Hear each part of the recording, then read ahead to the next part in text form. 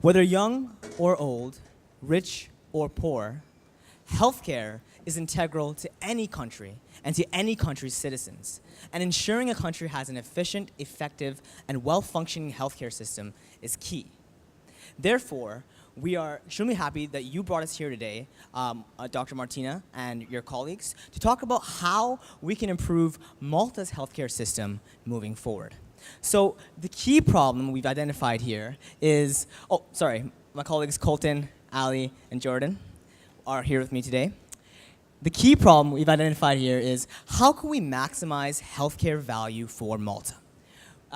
Our recommendation for said problem is what we call MaltaCare, a public-private partnership that we believe will lead to reduced patient wait time as well as a simplified experience. So in the case itself, there are a few issues given. The first one we want to talk about is the underfunding of the overall healthcare industry. What we found is that it actually isn't the total underfunding, it's that there's actually an overutilization of the resources that they're currently using. Meaning, there's too many people in the hospitals to properly use your resources. When we look at the second issue, this is kind of the cause of that. Overall, you have an unhealthy population who is abusing the system. So if we can deal with these types of issues, we will be able to alleviate that strain. And then finally, any solution that we come out with here is going to be very politically sensitive in the current environment because of healthcare is such an important factor to the people of your country. Now, let's take a look at the stakeholders here in healthcare. So if we take a look at the global healthcare value chain, we have our producers, our purchasers, our providers, the fiscal intermediaries, and our payers, who we can also call our users when they are the individuals. Now, we often think about the payers in this industry and the users, the patients who are receiving the care, who are the most concerned about the type of care they're going to be receiving. But we also have to be concerned with the hospitals and the physicians who are providing the care. Often, as patients will go into our GP's office and wonder why we're not receiving the service that we expect, but we don't take into consideration the time constraints that they are also facing. So really here, we have to focus on the performance and the people in this industry. Looking from a performance perspective, there's two main systems of healthcare in Malta: the private system and the public system.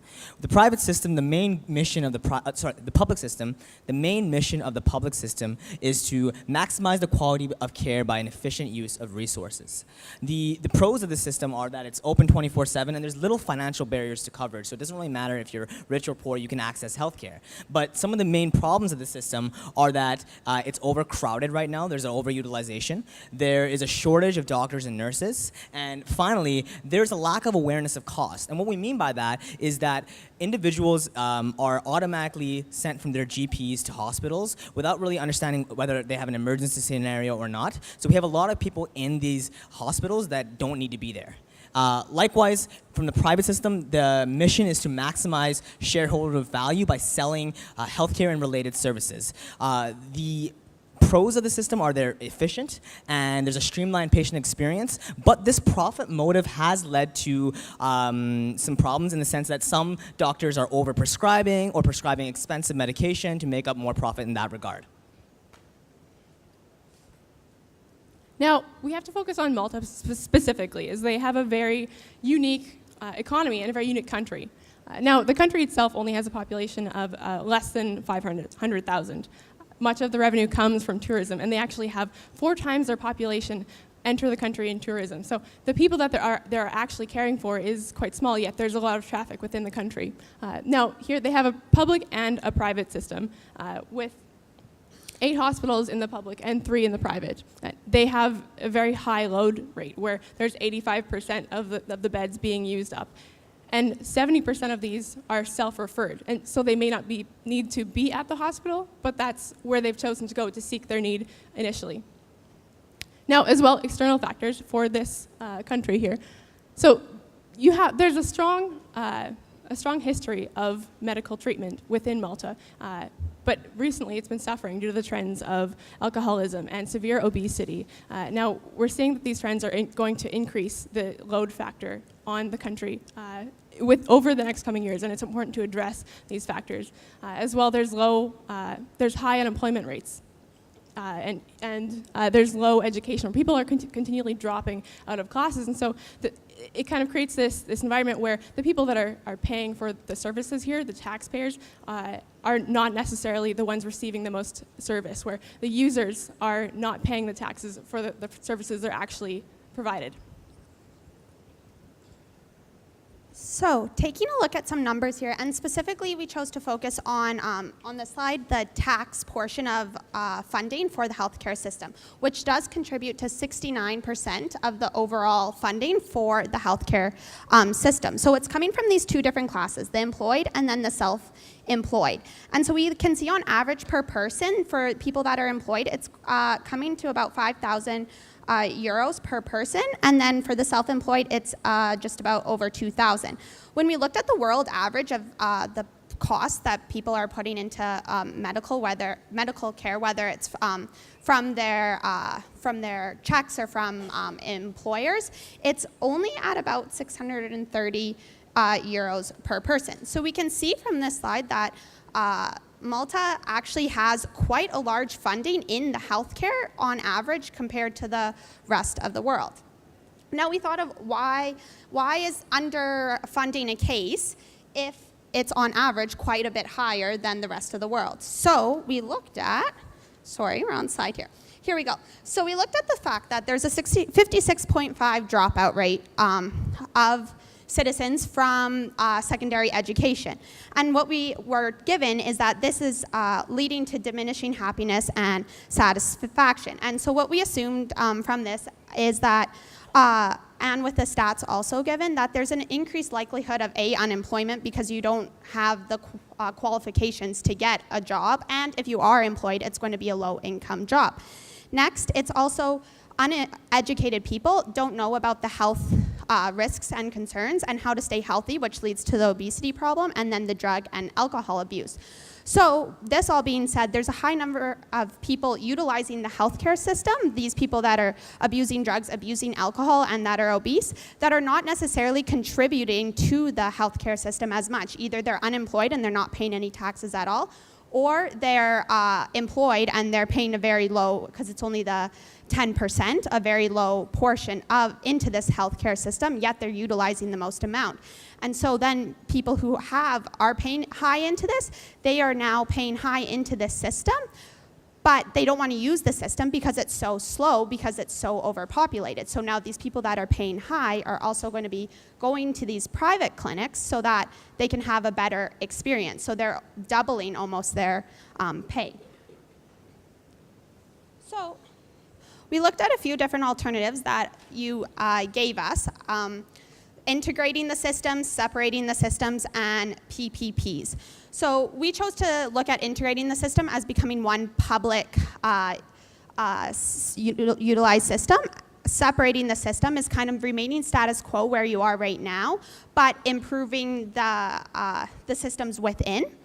And then the PPPs, the private public partnerships, so gaining efficiencies and maintaining quality care. So we came up with a few different criteria to go through and look at how we can evaluate these different alternatives. So we matched them to the issues that were addressed previously. So the issue of underfunded, we wanted the system that we chose to recommend to you to be financially sustainable. Now we looked at the issue of abusing the system. So people going into the system, into the hospital when they didn't actually have an emergency medical situation.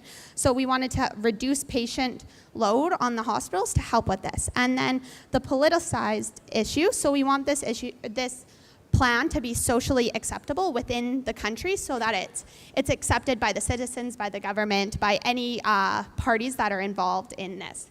So doing a quick evaluation of these, we can see that we determined that the PPPs are going to hit all three. Financially sustainable because you have that partnership coming in, reduce patient load, streamlining the system, and then socially acceptable. because you already have the public and the private, we're just going to make these combined into a streamlined system so that the citizens will accept it. So I'll pass this off to Colton, who will explain our Malta Care plan. We can go to the next slide. So what we're recommending here is Malta Care. Taking a look at the current situation, there's a really long and unfortunate value chain that the patients have to go through with the public healthcare system. The targeting ones we're going to look at are the pre-hospital referral, and then making sure that we're changing it from an outcome-focused to an experience-focused hospitals. The way that we're going to be doing this is actually changing the way that private healthcare is run within the industry. Instead of operating as private silos that work alongside and separately than the hospitals, they're going to work as a triaging system to properly refer all patients to hospitals and make the system more efficient. The way that this is going to work is that all general practitioners will be privately managed, and to make there will be it will be almost mandatory that all patients go through these privately held things before actually going to the hospital. All users will have to pay a small €15 fee, which really makes sure that the people are not abusing the system. At least they realize that there is some kind of monetary restriction to using these booking services. But in the end, we're going to subsidize that for low-income people, which we will talk about later. Where it really comes down to is this referral checklist. So right now, the hospitals themselves are overloaded with the amount of people that are being used. Because we're sending them through these privately managed practitioners, we need to make sure that they're not just automatically referring people to the hospitals anyway through this system. So giving them a referral checklist so that only things that need to be treated by a specialized hospital or emergency needs will actually be allowed to be referred to the hospital. The rest of the needs, so small contusions or small non-immediate needs, can be and will be now met by the general practitioners so that the overall hospitals no longer need to take on that load. Now, in order to make sure that that people aren't going to the hospitals, there's going to be emergency criteria. So people that have an emergency that they need immediate care, they will be able to go through free without charge. For anyone else, during the triage system where they're looking to see if they have what's wrong with the person themselves, if it's not an immediate need, they will be told that they either need to pay a €100 fee to go through this, or referred to a private booking, or just the general private booking listing to make a normal practitioned appointment. So in terms of the experience and the customer experience, what we actually recommend is what we call a Malta Health app. So what is this app? It would be one consolidated app that walks the citizens through the healthcare process. The reason why we recommend this is it improves and simplifies the customer experience. So to give you an example, if you were a citizen that had some sort of healthcare concern, you would log onto the app and say, maybe describe whether it was a serious concern or a not so serious concern. You could be connected to a customer service team that would communicate with you to figure out what kind of concern it was. If it was an emergency, it would direct you to the closest hospital. If it wasn't an emergency, it would direct you to the closest general practitioner or a set of general practitioners. And it would be, we would have a private provider create the app. And the biggest key with this app is it allows people who don't necessarily know, okay, where do I go? What do I do if I have a healthcare concern? To really figure that out really quickly and move forward. And it also reduces strain on our public healthcare systems and transfers that to general practitioners in the first place. So to communicate that, keep going. To communicate this to the public, we really recommend focusing on referring to GPs during non-emergency cases to reduce that strain. The way we recommend doing this is through a combination of both traditional and digital marketing sources. So traditionally, obviously, having billboards in high traffic areas and having pamphlets across hospitals and clinics, and digitally having some sort of interactive diagrams that walk you through, okay, if I have a healthcare issue, where do I go, right? Making it very, very easy, and having a customer support team ready to talk to any citizens if they have any concerns about where they're supposed to go if they have a healthcare concern. Now, in terms of the financial considerations, how do we make this plan viable? Well, we're in the first instance where we have citizens that are being forced now to go through their GP instead of going directly to a hospital. You initially have those cost savings of patients seeing a GP rather than taking up hospital time where their time is not best used at that hospital, so you're saving money there. Now, this private system where you'd have to avoid these bottlenecks going to see your GP, these would be supported by the revenue being fee generated for this company. Now, this would be forced upon the people who want to use these services. So, for example, you'd have to pay 20 euros for booking an appointment. And in the instances where these are low-income citizens who aren't able to afford paying this fee, then this would be subsidized by the government, and you'd be able to meet this criteria by falling into the unemployment category or being in the lowest income tax bracket. Now, as well for the private referrals, these that are subsidized, the private referrals from a GP would be subsidized by the government, and this would again, these costs would be covered. These costs would have been paid for in the first place by the hospital, but by now being at this private clinic, it avoids that buildup at the hospitals, and so that fee would simply be transferred over. Now, citizens who wish to use these private services independently of a referral would be paying for their own services. As well, for the low-income subsidies for this private care, it would be retroactive payment. So these citizens would be paying the fee, and then they would receive 80 to 100% back based on what category they fall into. Now, we would also recommend tax credits to incentivize healthy behavior. So, for example, if you had citizens that would be going to the gym, since there's such a high obesity rate within the country, although people have high long life expectancy, it's essential to try and get people into this healthy lifestyle. So if you're able to reduce that obesity rate or reduce alcohol and drug use, then this would reduce the strain on the system in the long term. So providing tax credits would be preferred there. So overall, using private services to optimize efficiency and reduce the strain on the hospitals, allowing savings to create subsidies and tax credits. And as well, just one more thing here. Now, if we were, oh, this pen's not working. Sorry, the pen's not working here. Okay. This one isn't either. I apologize for the red pen here. Okay, so there was 44 million allocated from 2014 to 2020 to update the infrastructure and hospital services within Malta. And so some of this money that's still available would be used in order to hire someone to be able to build this app that Ankur was talking about that would optimize this service and care. And so that's where that sort of money would be coming from. When we look at the overall timeline, there is a legislative process that this will need to go through to become policy.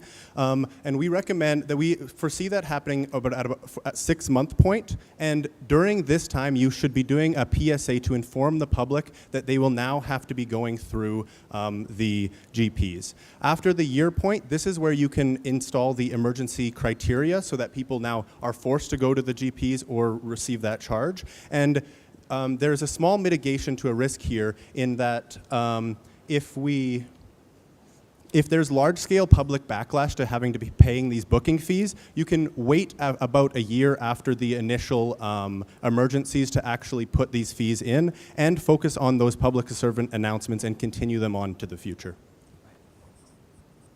So at the beginning of this presentation, we asked a question. How does Malta maximize the value of their healthcare system moving forward? We believe the solution to this is through MaltaCare and a public-private partnership, which will, through reducing the strain on general hospitals, getting people into those general clinics beforehand, reducing the strain on general hospitals, it will allow for a more efficient and effective experience for patients and a better funding model moving forward, which will lead to reduced patient wait time and essentially a simplified experience. Thank you so much for your time. I now open up the floor to any questions that you might have.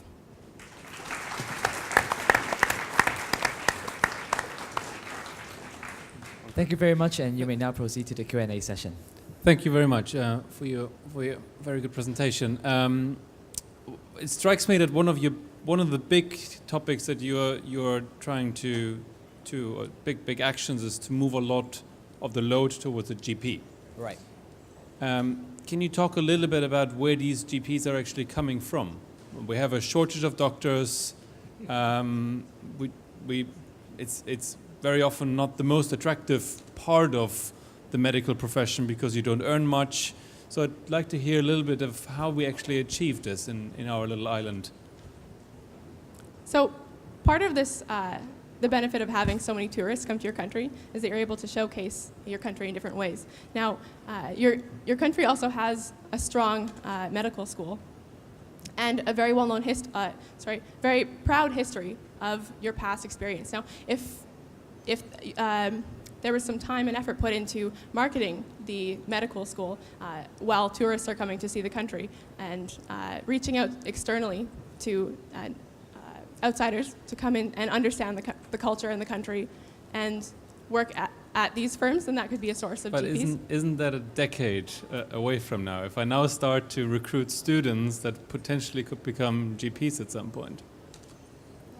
Yeah, for sure. So we definitely can see that this kind of whole timeline is going to take a while to implement because you are providing legislation that you're going to have to create, and by the time that this legislation and this whole new system comes through, you can have some students going through this medical school.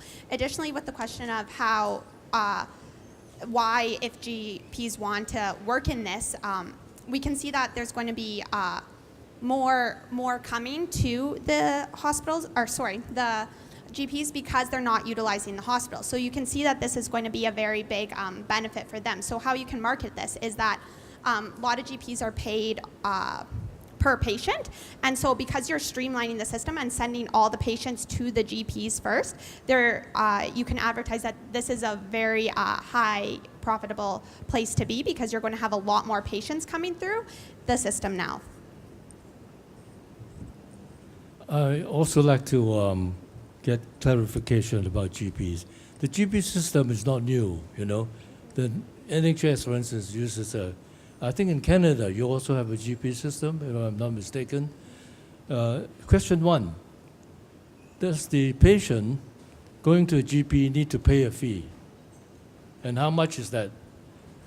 So yes, one of the disincentives for people to be going to the hospital or a doctor when they do not need to is a small $10 fee, or €10 fee. So what this does is that for the lower income people, this, even though it is a small amount, it makes them realize that there actually is a booking cost that comes along with the medical services they have. But then this can be subsidized later with the tax So credit. that's an added sort of a burden in a way.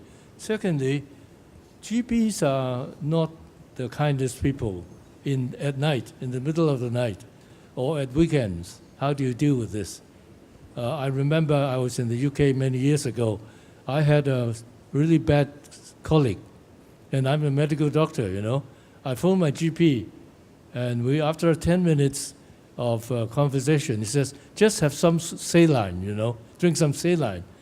And I told him I was a medical doctor. He says, still, you just drink the saline. No, just a joke, but, you know, getting to a GP is not always that easy, particularly 2 a.m. in the morning or weekend or a long weekend. Second question.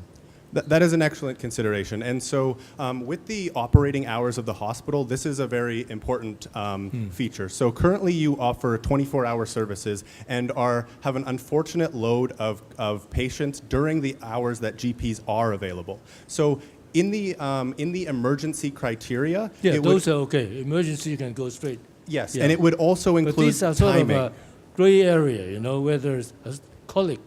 Bad colic, is it emergency or not? You know? And so in that criteria, you could also include the timing of so while the GPs are closed, so about like 6 o'clock p.m. to around 6 in the morning, this is a time when you would be able to go to the hospital as well while the GPs aren't available. Third question, you're talking about the front end, you know, referral, but the tail end, after you've been referred to hospital, had your treatment and so on, you will need to come back for follow-up. Right. Will the GP do the follow-up? Yeah, so we've actually intended on integrating that with the app in the sense that you would be able to communicate with your GP through this application and be able to say, hey, we just wanted to follow up with your test results are good, or your test results aren't so good. So what the app would do, it would consolidate and streamline all of these processes so that you wouldn't have to go through multiple methods of communication. As a citizen, you would be able to talk to your general practitioner or hospital through one single because area. quite a substantial proportion of the patient load in the outpatient clinics are follow-up after treatment, not the first referral. So when I came here to Hong Kong from Canada, I went to go see my GP to make sure that I had all of the vaccinations and malaria medication if I go traveling elsewhere, obviously not here. And the great thing that I learned that I didn't know before is he said, you know what you can do is get this app, and it has all of your medical history on it, and it will allow you to communicate with me by email if you need to. That way, it's not taking up his time in a way where he has to respond to me if he's not working, but it allows me to email him in a very concise way where I can address my needs without having to take up his time. And he would, the GPs, if we implement this sort of app and system into Malta, then GPs should allot time to respond to these sort of outpatient requests that are not entirely necessary. And the system in itself can be quite simply created just because there's not a lot of overall general practitioners because the population of the country is so small. And 400,000 people. So overall, the simplicity of that system and being able to interact with your GP online will make it so you don't have to go back to the hospital and really create inefficiencies in where you do your best work in Malta. Last thing we'll say on this question essentially is what this app does is it moves it away from an outcome experience and it focuses on the whole patient experience in the sense that by being able to make quick inquiries to your GP or to the hospital after your patient experience, you're making it more convenient for a patient and adding on to more than just the outcome of making sure the patient's okay. Thank you. So, listening to your presentation, you're talking about ensuring that it's financially sustainable. You're ensuring that you're reducing the load. And finally, you're thinking about the social acceptability of this proposal. So I understand you spoke a little bit about doctors, you spoke a little bit about the payers, the users, the patients. And let's just say that it is not so well accepted by the doctors or the patients. How would you approach this? How would you try and overcome this? And where do you think the sort of the pinch points are? And what would you do? So feel free to add along afterwards, but one of the pinch points that we identified was individuals seeing just a price tag of, oh, now I have to pay 10 euros for an appointment and just getting immediately turned off by that. So for that specific pinch point, what we've recommended to mitigate against that is to focus on the benefits of this on the healthcare system at large. Because what we would recommend is even creating quick videos talking about, okay, these are the problems in the healthcare system, whether it's 2/3 of the adults are obese, you have large-scale addiction to alcohol and drugs, and talking about how this specific system addresses this and improves this. So that would be one specific pinch point where you have a lot of public backlash against the fee. And if further research is done to show that citizens at this point are unable to pay this additional fee, if that would create too much strain for these citizens, then it could be introduced as a fee that is subsidized fully at the beginning, and then introduced slowly over time where the subsidy is reduced, and then fully removed, besides for those low-income citizens. If you were talking about the doctor side, like was mentioned earlier, if doctors in this system are paid per patient, so they have a certain allotment of time per patient, this will incentivize them based on just the monetary value of their time. So that is why the system is attractive to the doctors themselves.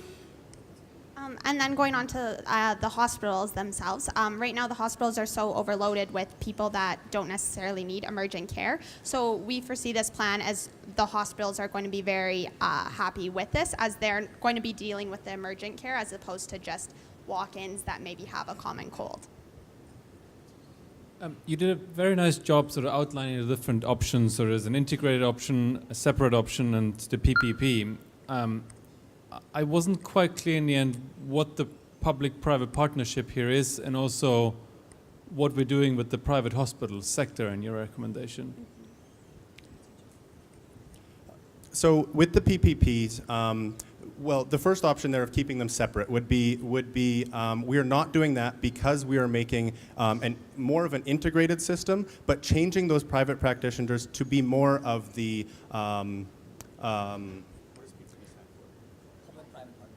public-private partnership there. But are you nationalizing the rest of the hospital sector? Yes, so when it comes to the major hospitals, one of the greatest things that the Maltese have done throughout history is the actual care in itself. And so when it comes to the current 8 public sector ones, we're going to be really focusing on funding those through the partnerships. There's one that was signed in actually 2016 to allow that extra $30 million of funding. So you're already doing a great job at specializing. But when there are specific needs that can be filled by private where they see profit, we will still allow that because that will make sure that the GPs are referring to those smaller hospitals that will make profit. Sorry, I'm still, that's a question I want to ask. You still 29%. If you just do this, you still have people putting out of pocket in 29% of the population. Is that right? The 29% is the same. Yeah, so it's 29% comes from people paying into these private systems. Now, That will not change. That will not change. Well, why they're paying into these private systems is because of the long wait times to come into the hospital. I know, but not all if you implement your new system, PPP for the public hospitals, Yeah. the 29% percentage will still be the same. No? No. We're seeing that one going to decrease because individuals are paying into these private hospitals because the system is so inconvenient for them of the public system. But we also saw that people are not wanting to pay more for their medical care. And what we showed earlier is that people are paying high amounts through their taxes as well as through these private systems. So by streamlining the system and making it more efficient, we can see a lot of people are going to move from the private. Efficiency is one thing, but choice of doctors. In the private system, you have choice of doctors. In the public system, you don't have a choice of doctors. So because the general practitioners are still going to be those private partnerships, this will allow you to still choose which doctor you go to on the market of general practitioners. So it will give you that choice.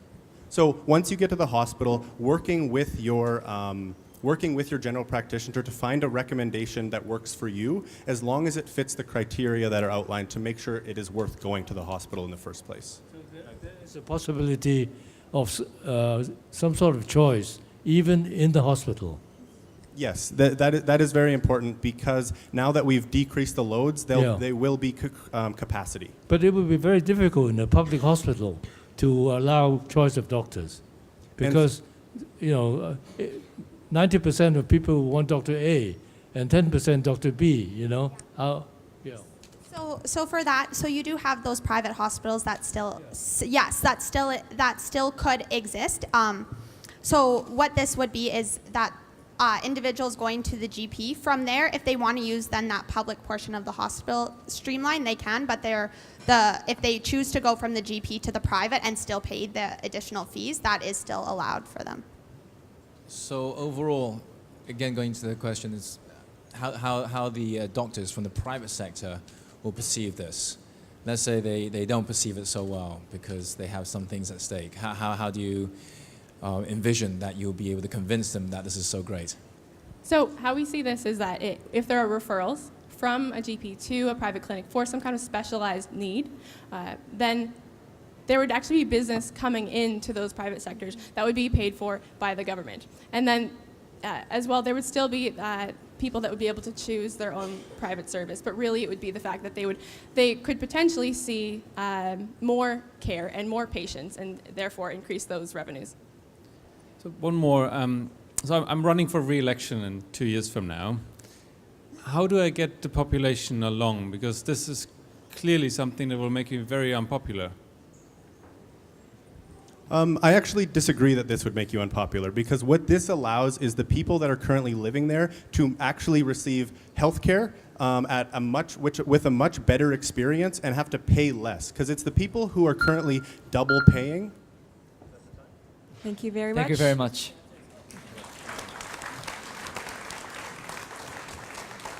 Thank you very much. Thank you to the University of Alberta, and thank you to all 4 finalist teams. And this marks the end of all presentations. Once again, please give all our finalist teams a big hand for their excellent performance.